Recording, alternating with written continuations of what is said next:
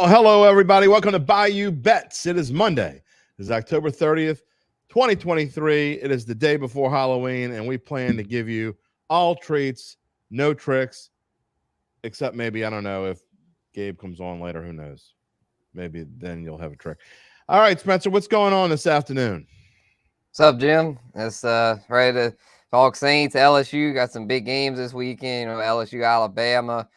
And, Saints back to 500, so got the big win over the Colts. So time to party. See that, back to 500. All right, Yep. Well, before we get to the topics for today, we remind you that Caesar Sportsbook is the official odds partner of bet.nola.com, and we ask you politely, gently, multiple times, we'll keep asking you till you do it, please subscribe to the YouTube channel, Bayou Bets YouTube channel, so you can always know what is going on with us every Monday and Thursday at 4 p.m., and Datitude every Friday morning at 10 a.m. All right, let's get to the topics. Pretty much you know what they are. Saints and Derek Carr rolling them Colts. It is most definitely LSU-Alabama week. We'll get to that in a little bit. 2-0 Pelicans. 2-0 with a chance to go 3-0 for the first time in 6 years, hosting the Dubs tonight at the Smoothie King Center and Monday Night Football. Talking a little ugly helmets, ugly courts. It's a whole lot of ugly later in this show. Let's see what's going on. You with won't that. want to miss it. You definitely won't want to miss it. Trust me. We're going to show you some things later on that you don't want to miss. And I'm interested to get your reaction. By the way, anytime you want to comment or ask a question, feel free. Go in the comment section and add it in. We will show it on the screen. That leads us to the Saints, the best offensive show for the Saints in the post-Breeze era. That's right. I'm going to get some stats in a little bit. Dennis is already on board saying he's glad they won. Let's hope it's start of consistency when it comes to the offense. He is still skeptical. Of course he's skeptical. Why wouldn't you be? But Spencer, when you talk about it, the 515 yards or whatever it was, the most yards the Saints have put up since the second to last game of the Drew Brees era when he rolled over the Vikings on a Christmas day back in 2020. Hard to believe it has been that long. 42 games since the Saints put over 500 yards on the board, and they did it against the Colts. Right. And that game was the Alvin Kamara 6 touchdown game. I mean, Drew Brees just got to sit back in a rocking chair there to where this one, I mean, I've been hard on him, but Derek Carr stepped up. They needed him to step up, and he did it, because the defense didn't play that good in this one for the Saints, but didn't really matter because with Carr getting the ball out deep to Shaheed and then Taysom Hill, using Taysom Hill more. People have been calling for that, and they answered, and it paid off. I mean, he had a couple of touchdowns, used a lot as a runner. So, yeah, good to see the offense finally flowing. It took them week 8, took them 7 weeks to get it, but I guess better late than never. I think you're going a little bit. I think this is 6 straight quarters of good offense now. We talked about it this morning on Datitude. People are still bashing Derek Carr. It is mind-boggling. He now has, over his last 3 games, nearly 1,000 yards passing. The 2 games before that, he was hurt. So I'm not sure what else people want from Derek Carr. But yet, people are still out there hating on him. They want to keep hating. You want to keep hating? Hate. Go ahead. He's not going to throw for 5,000 yards like Drew Brees did, although he came close once. I think he threw for 4,600 yards once, and Raiders had some really bad O-lines. But, he just keeps doing his thing, and people keep complaining. I don't get it. Yeah, and they're going to keep hating on him until he wins a playoff game. That's just the bottom line. And so, yeah, we got to get there first. But, I mean, back to 500. The Falcons lost yesterday, so back tied for first in the NFC South. So, those odds adjusted. The Falcons still favored, though. Falcons even money at plus 100. Saints, though, not far behind at plus 140. So, the division still very much up for grabs. But, yeah, Derek Carr's going to have to – he's going to have to keep his foot on the gas. He's going to have to string together 2-3 more good games before the haters get off his back. Oh, they're not going to get off his back. I'm convinced, and we saw this with Jaden Daniels, I am convinced that if he won the rest of the Saints regular season games this year, there'd still be haters just spewing some kind of crap. Here's some stats for you, Spencer. A certain quarterback in the NFL is 18th in quarterback, not quarterback rating, in the NFL's quarterback rating, whatever passer rating. I'm sorry. You got to be careful when you say quarterback and passer. Quarterback rating is an ESPN thing. 18th in passer rating. Another is 19th in passer rating. The one that's 18th is also 15th in quarterback rating via ESPN and 16th in quarterback rating. Derek Carr is above Joe Burrow in both of those ratings. So by all metrics, not using any opinions or whatsoever, strictly computer numbers, Derek Carr is playing better than Joe Burrow this season. But yet, people want to get all over Derek Carr, and it's funny because, well, Joe Burrow was hurt. Well, so's Derek Carr. He was there for 2 games. So we saw what Joe Burrow can do healthy yesterday, Spencer. We saw what Derek Carr could do fully healthy. Let's see if this can continue for both quarterbacks. Yeah, well, I'm still much more on the Joe Burrow side. Joe Burrow's proving what he can do against tough as nails competition. I mean, he did that yesterday against arguably the best defense in the NFL. I mean, come on, not right now. Defense, this Colts defense is bottom tier. I mean, that was one of the worst defenses there. Where the Bengals did. The Bengals are back. The Bengals are back. Joe Burrow is back. They're a top 5 team again. All right, Joe Burrow is that dude. I mean, he's proven it time and time again. Every time in clutch moments, he comes through to where to me, comparing him and Derek Carr is silly. I'm just going by passer rating. You want to talk about defenses? The Colts had the 21st ranked defense in the NFL. The Niners had the 8th ranked defense in the NFL. Sure, that's different. But, I mean, what did Burrow do yesterday that Carr didn't do? He's also got a better receiving core. I mean, they faced a much tougher team. Their stats were similar. I'll give you that. They both had great games, but to me, Burrows was just more of a statement as opposed to the Saints just kind of needed that to survive. Whereas the Bengals are now not just surviving, they're thriving, and they need that and they're in a really tough division. The Saints, though, I mean, they needed it yesterday for sure, but in the NFC South, they could have lost yesterday and still been in the mix. They lost yesterday. They'd have been plunging they'd have been going down the roller coaster into some rabbit hole they would never got out of. Not so much because their record was 3-5. Of course, mathematically, you can do anything until you're told that you're eliminated. You're mathematically eliminated. They had the Saints lost yesterday, and I'd have called it.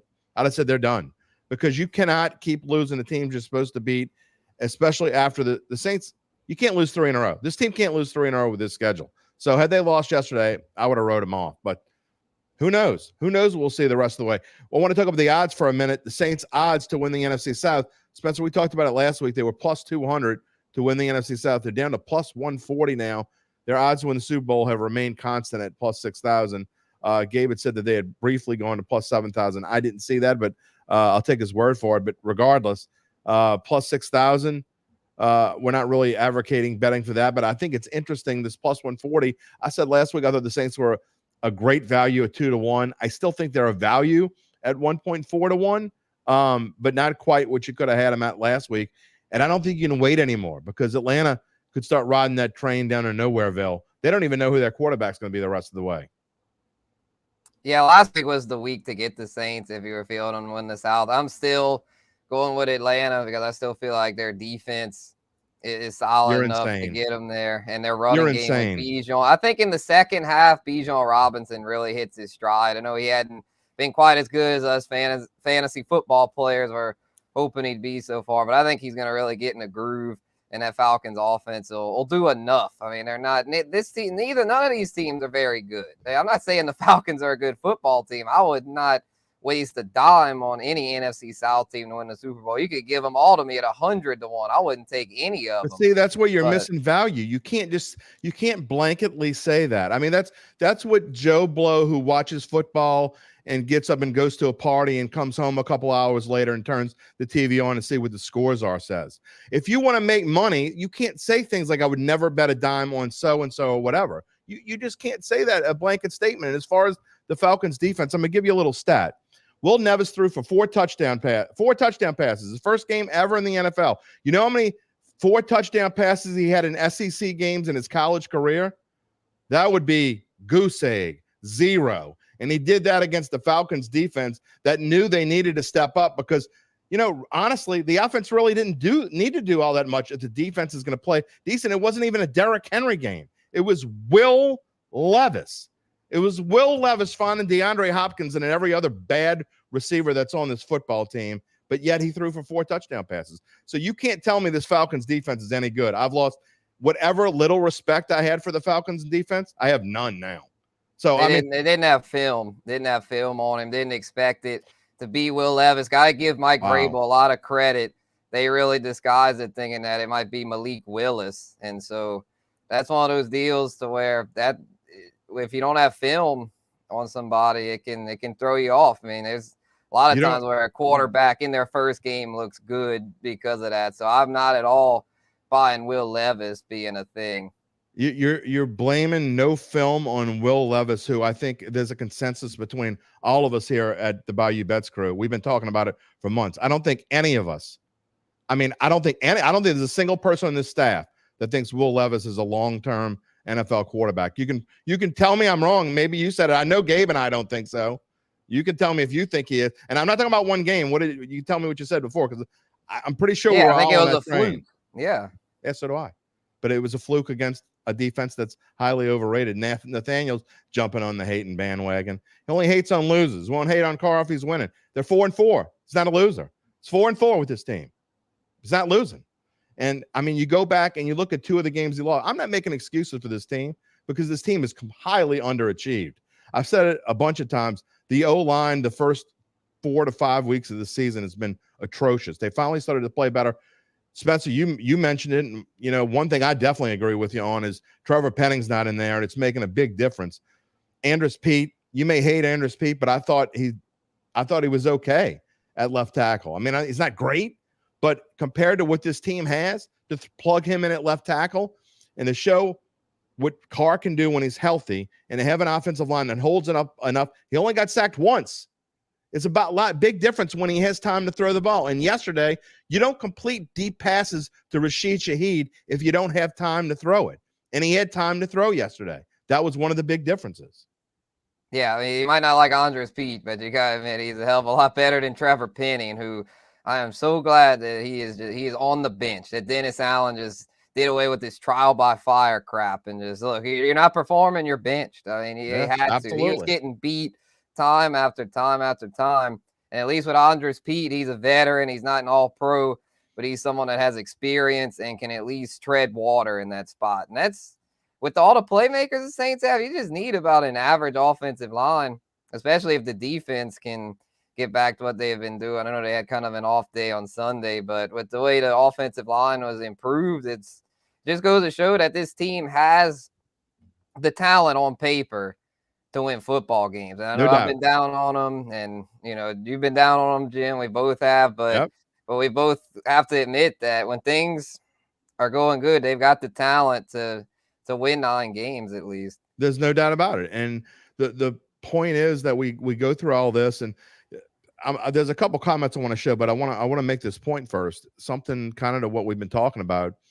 Underachievers. What disturbs me is the fact that this team dumbed down the playbook. Derek Carr basically said something in a post-game press conference yesterday that was kind of gone unnoticed, and it wasn't asked to be expanded upon, which upset me, I guess, by the local media that was in that room. And what he said was they basically cut half the plays out of the playbook. And the reason why they did that, not was because, they're trying to make it easier for Carr. They're trying to make it easier on some of these receivers, Chris Olave and the bunch, who they don't seem to have their head in the game. I don't know what's going on, but yesterday was a much different day. Used Taysom Hill a lot more. It didn't take a genius to figure out that you needed to use Taysom Hill. You and I have both been screaming since the beginning of the season. Where is number 7? He should be doing what he did yesterday in every single game until someone can prove to me that it's not going to work. It makes no sense not to keep doing it. Put Taysom Hill in there. And what I thought was interesting about yesterday, what was different about yesterday and Taysom Hill, is they put him in a lot on first downs, which was new to this season at least. Spencer, they like to put him in there on 2nd and 3 and 2nd and 4 and things. They were putting him in on first down, and I don't think the Colts knew how to respond to it. Right. I think as far as the playbook, they kind of just, it seemed to me, they cut the fat out. They just went with the plays that tended to work. There's more of the higher percentage plays that played to the strengths of this team's talent. And so it's about time. It took them so long to figure it out. But it's a good thing they did because the defense was off Not yesterday. good. It was just I see my dad had commented about the defensive line struggling. Yeah, I agree. I mean, Cameron Jordan, as great as he is and has been, he's not getting to the quarterback like he normally does. I believe he only has a sack and a half on the season, and you need more from him than that. I mean, he's carried the D line all these years, but if not him, well, then Carl Granderson. I know he's had a pretty solid year, but he's still, I mean, this defensive line's got to step up a little bit more. But yeah, as far as the playbook, yeah, definitely glad to see him cut the fat. And as far as Chris Olave, maybe him getting doinked in the helmet there on that deep ball, he'll knock some sense back in him, because I don't know what's going on with that dude. He's not there right now. He needs to get his head out of his case there. I don't know what is going on, but he ain't there.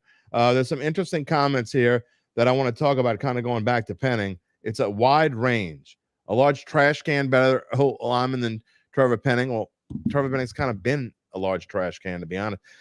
Look, let's don't make excuses for Trevor Penning. He's a rookie. He's not a rookie. He's been here for 2 years now. I don't care that he was hurt for most of last year. He's still a first-round pick. Exactly. He was still part of the team. You see a lot of first-round picks, especially a tackle, that come in and start right away. And so you can't make excuses. Here's a hater. These kind of comments just bother me. Pete was glad that Josh Allen wasn't lined up across. How many Josh Allens are there in this league? I mean, the Jaguars have one of the best pass rushing machines. Now, he's the only thing that they have, but they have one of the best pass rushing machines in the NFL. Of course, he was glad that Josh Allen won, but he's not going to have that. The Saints held their own against the Jags, though. And he only was sacked, I think, twice in the entire game. So I don't know. I don't agree with that. Get bugged when we try to hate. I know, Terrence. I know you probably didn't mean it the way you came out there and said it, but look. This team is what it is. We're going to ride this roller coaster all year long. I mean, I said going into Sunday, neither one of us were going to bet on this game either way. I think you took the Colts to win. I took the Saints to win. I'm not bragging. It was one of those games you just couldn't bet on, Spencer. And if they played again tomorrow, we have no idea what would happen. Right. Yeah, it's a kind of a coin flip kind of thing. I think it'd be one of those things, they played it 10 times, the Saints would probably win 6 times. So to me, there actually was a little bit of value on the Saints. It was just the momentum. They had not much momentum heading in, but I guess that few days off after the Thursday game probably helped them a little bit. Well, we will talk more about the Saints coming up this week on Thursday. Saints hosting the Bears.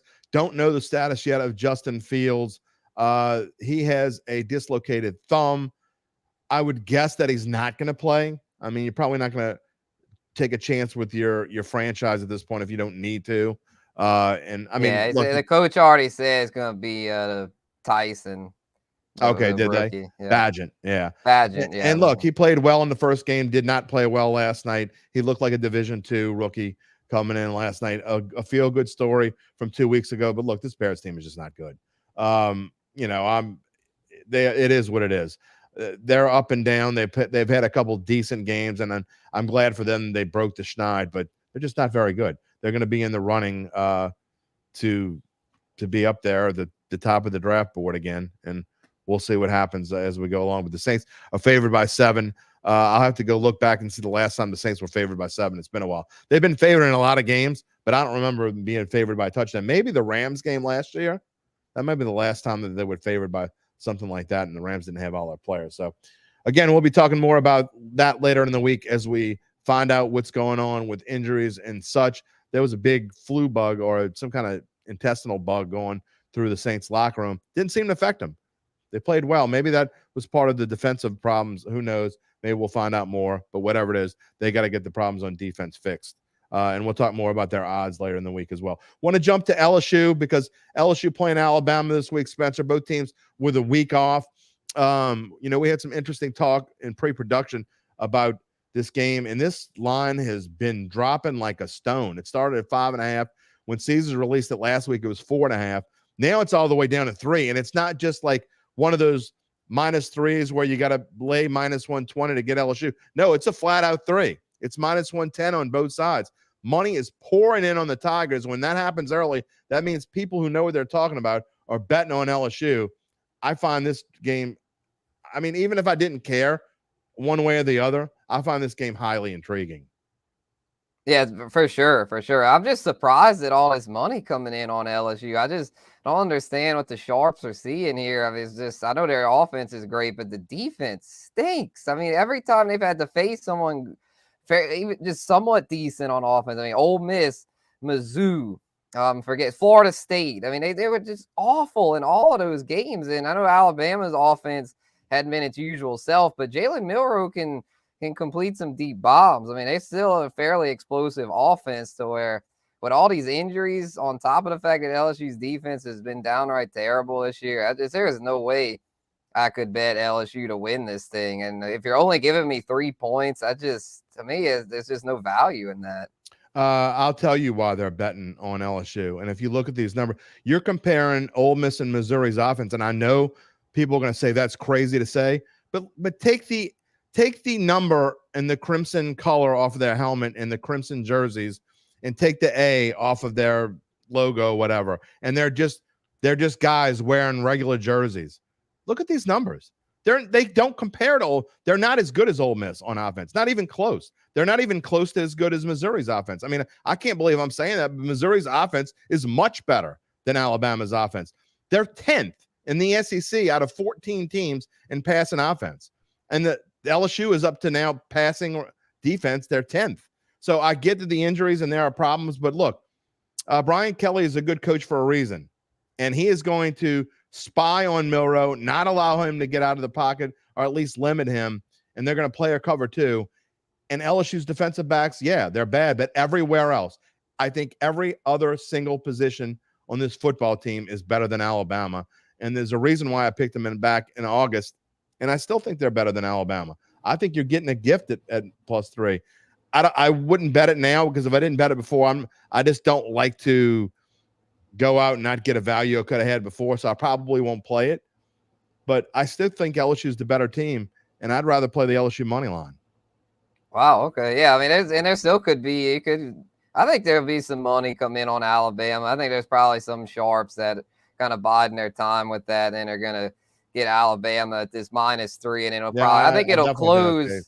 I think it'll close at 3.5 or 4, probably 3.5. So that we know the sharps kind of, they kind of pick their spots with this stuff. So it'll be interesting. Another one though that I forgot to bring up: Arkansas. Arkansas had torched LSU, and I mean their offense is nothing special. No, they're bad. They're bad. Yeah. They're 0-5. And also Mekhi Wingo on LSU's D lineman out for the season. So it doesn't help. I just think, look, we went back and you think about it, and yes, Milroe's had a couple games where he's looked okay, but I just don't think he's nothing like any of the Alabama quarterbacks this team has played in the recent past. And when you think about the difference between Bryce Young and Jalen Milroe, it's not even close. So, I mean, I get where you're coming from. Would it shock me if Alabama won? Of course not. I mean, Alabama's favorite. It's in Tuscaloosa. I'm not going to be shocked if LSU can't go there and win. I just think that LSU is the better team. I've been saying it. I think LSU is going to find a way to win like they did last year. And look, the one thing that's going against LSU is that Alabama lost to them last year. So Saban's revenge factor is up there, and he'll be ready to play. We'll talk more about this on Thursday as we learn more about injuries. But, I like these numbers. You talk about 10th ranked LSU passing defense against 10th ranked Bama passing offense. You talk about LSU's #1 passing offense against Bama's #3 passing defense. Those numbers favor LSU. They're basically what and what. And so to say Alabama's a 3-point favorite, I think this line should be more like -1 Alabama. I don't think LSU should be favored, but I don't think Alabama should be. They certainly shouldn't have been a 5.5-point favorite. And I think 3 is closer to right. And you're seeing the sharps pound on LSU, and that's why. And I agree, Spencer, that maybe later on you may see this turn around a little bit because the sharps may want to try to middle this thing. Very well could. All right, let's talk about Tulane for just a minute because I want to finish with we still got to talk about the Pelicans and Monday Night Football. So very briefly, Spencer, I don't think either one of us were very impressed by what the Wave has done. Not only that, it's a couple of weeks in a row now. I'm worried about their defense. We talk about their defense all the time, although they didn't allow a ton of yards, only 271 yards to a potent Rice team. But still, to allow Rice to come back in this game, and then have to hold on for victory 2 weeks in a row when they're a double-digit favorite, they got to fix some things. Yeah, for sure. I think this is a good get-right spot for them this week. They catch a break here. East Carolina stinks. I thought this line would be more like 20, but I guess the books are, have been losing money with Tulane not covering. So, I think this is a week, though, to get back on track. I know it's on the road, but ECU, I think they only have one win on the season. They're like 1-7. I don't think there's any life left within that team. They're just ready for the season to be over. And the Wave still has everything in front of them. I know they've kind of struggled these past 2 weeks, not covered, but they've got the wins that they needed against fairly decent teams. Rice is one of the better ones in AAC, and North Texas is like a mid-pack team. So It's not like the Wave have just been awful these past couple of weeks. So I think this is a week that they get back on track and play a complete game. Interestingly, this morning when I did this line for bet.nola.com, it was Tulane -17. So it's already dropped a little bit. There are people out there that are betting on East Carolina, and part of that is probably because Tulane and ECU in the past, even though ECU has had some better teams over the past few years, they have generally played tight ball games. And I also think it's partly because, like we said, Tulane allowing teams to come back. Interesting matchup there. We'll talk about that more on Thursday as well. Want to get to the Pelicans. The Pelicans, it's only 2 games, but Spencer, there's a whole lot to love about these Pelicans. We're going to find out even more tonight at the Smoothie King Centers. They're hosting the Golden State Warriors, a 4-point favorite. We'll see. Last night they were talking about Steph Curry having some foot soreness, although he played and hit 6 threes. It wouldn't shock me if he doesn't play tonight, but with the new rules, it's kind of weird. I think they kind of almost have to play him unless he's really banged up.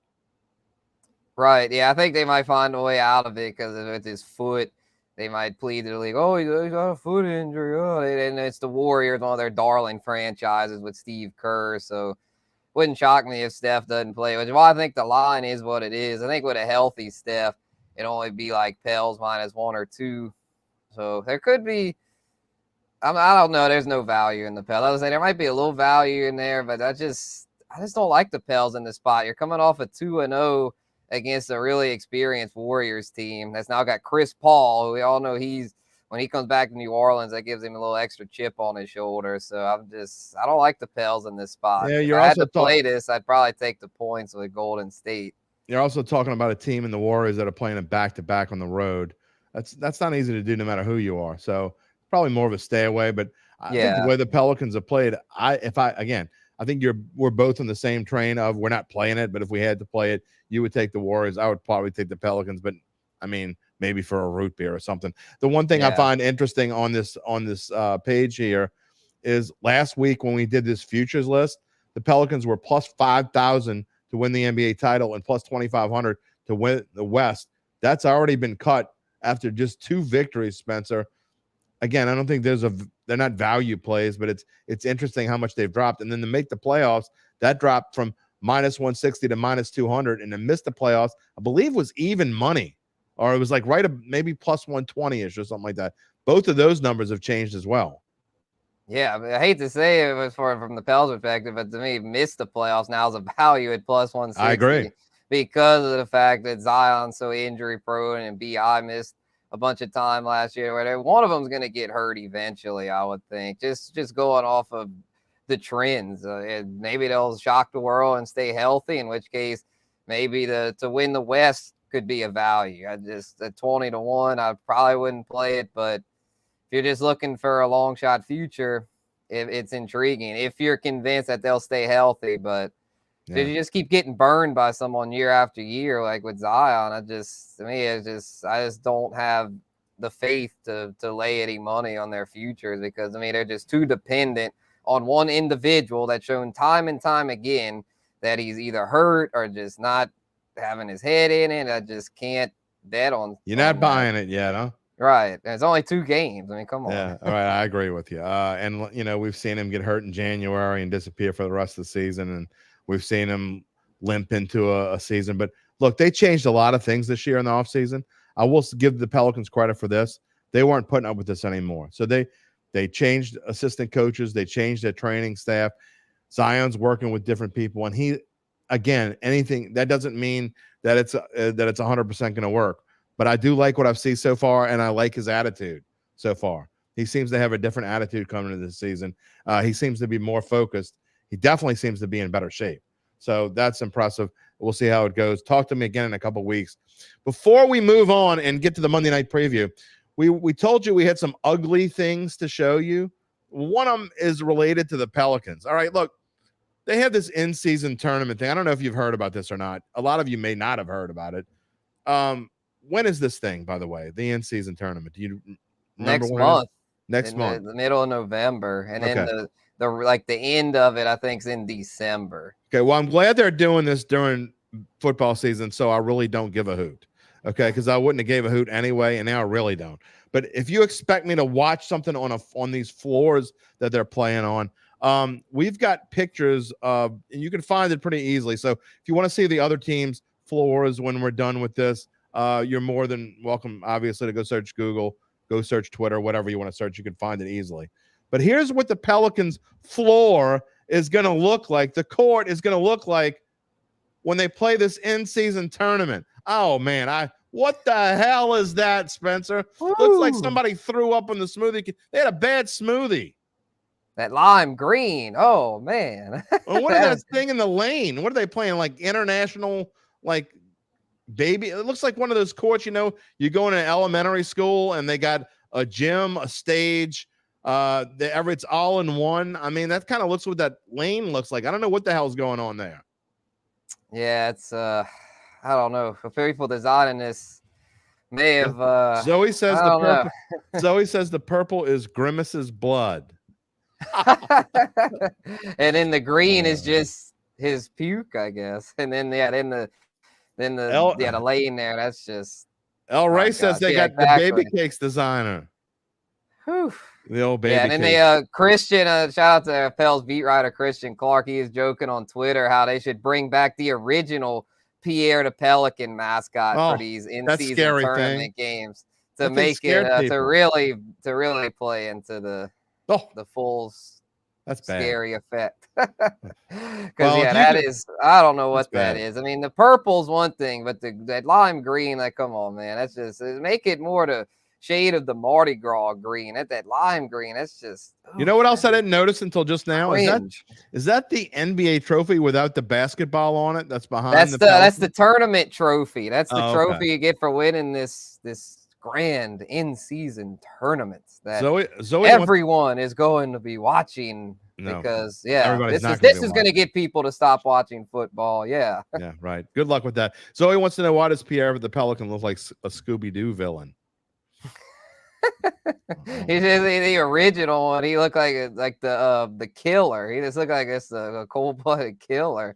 Looks like something the Joker from Batman. Yeah, the old Joker from Batman, like from my kid days back, the Batman show. That's a long time ago. You probably don't even know what I'm talking about back there. All right, let's move on. Let's talk about Monday Night Football. We got about a minute and a half left in the show. Spence, tonight, Raiders and Lions. Oh.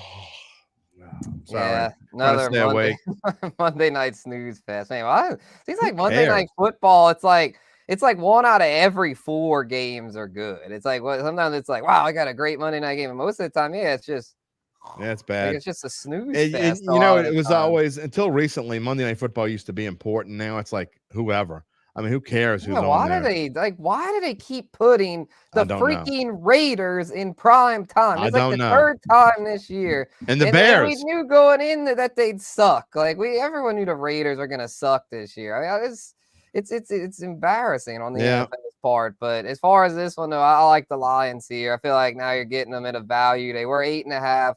Now move to 7. I'll lay the 7 here. I got my Lions blue on. I'll lay the points because this Raiders team is just it's not good. I know they got lucky and caught the Packers at a good time and had a couple other ones, but just Jimmy G is a below average quarterback. So don't tell that to Uncle Big Nick. He might get upset. No, he hates Jimmy G. All right, look, I was gonna take the Lions until I saw what they're wearing tonight. I just can't bet on any team that's gonna wear this helmet. It looks like my kid drew this lion. I mean, the Twin Towers in the back. The Twin Tower. I mean, come on. Looks like, is that a Twin Towers or an 11? I mean, either way. Seriously, I can't draw worth a damn, so I can't even draw a stick lion. But I guarantee you my 7-year-old could draw a lion that looks better than that. What the hell's going on here? Yeah, that's one of those ones. I mean, I'm all for bringing back these throwbacks, but if your throwback is throwaway worthy like that, don't bring it back. Like, come on, man. Oh, man. And they're wearing those ugly, ugly gray jerseys. Ugly. Ugly. All right, Spencer. Well, you got the Lions. I've got a couple teasers that are still alive that have the Lions in it. So I just need the Lions to not they need to win by at least a field goal, and I'll be happy. So. Same for me. Yeah, I need a green big bucks week. If they do that, I'll have my best week of the year. So yeah, go Lions. I hope you have that green big bucks week. And we got I don't know. I think I'm gonna nickname one of our cohorts Giblets. I mean, he's been so bad lately. He's turning into a turkey. I mean, he's not even a turkey. He's just the giblets. That's how bad he's been. So I mean, I don't know. I can't joke too much. I was right there just a few weeks ago, but luckily I've been trending in the right direction. All right. Well, we'll give him another chance this week. We'll see what he can do. But when you keep wearing that turkey after a while, you got to start questioning the confidence. It's kind of like being the Bears. You sorry, Zoe, but you go back into the locker room after the game's over and you take your helmet off and you're like, oh yeah, I play for the Bears. It's kind of like that. Anyway. I don't know. Maybe it's not that bad. I don't know. At least you're getting paid. All right. What's your final thought before we depart for the evening? Is it Halloween themed? Oh, game 3 of the World Series tonight. So We'll see how that goes. It's tied up even. I'm still rocking with the Rangers, but the D-backs, I know you mentioned it earlier, they're like the cockroach that won't go away. So yeah, interested to see how that goes. And then a little plug for tomorrow. We'll have to have some Halloween themes for tomorrow. Fantasy roundup on Halloween day. I was thinking about it last night. Some like a little trick or treat segment, kind of go over how players have performed so far. I know what you could do. It's not really a fantasy related, but you could have for Halloween, you could let Gabe give you his best future props coming up, and that could scare the hell out of the people watching the show. Like, oh God, I'm gonna lose the mortgage again if I bet this stuff. You can do something like that. That'd be fun. We'll save that for the end. Stay tuned. All right, sounds good. All right, my tip is to don't eat the kids' candy. I mean, stay out of the kids' bags of candy. I mean, it's their candy, you thief. I mean, go ahead, steal the candy that you're giving out to the trick-or-treaters. Then if you're out later, that's their problem. All right. That's my tip of the day. All right, Spencer, enjoy the game tonight and enjoy Halloween. Thank you. Yep. We didn't even talk about baseball. World Series resuming. Series tied at 1. We'll talk more about that on Thursday, I think. And it won't be October anymore. This is our last show of October. Caesars Sportsbook is the official odds partner of bet.nola.com. We ask you one more time. Subscribe to the Bayou Bets YouTube channel. We will see you on Thursday. Everyone have a great evening and enjoy the pumpkins. Don't be scared. We'll be back.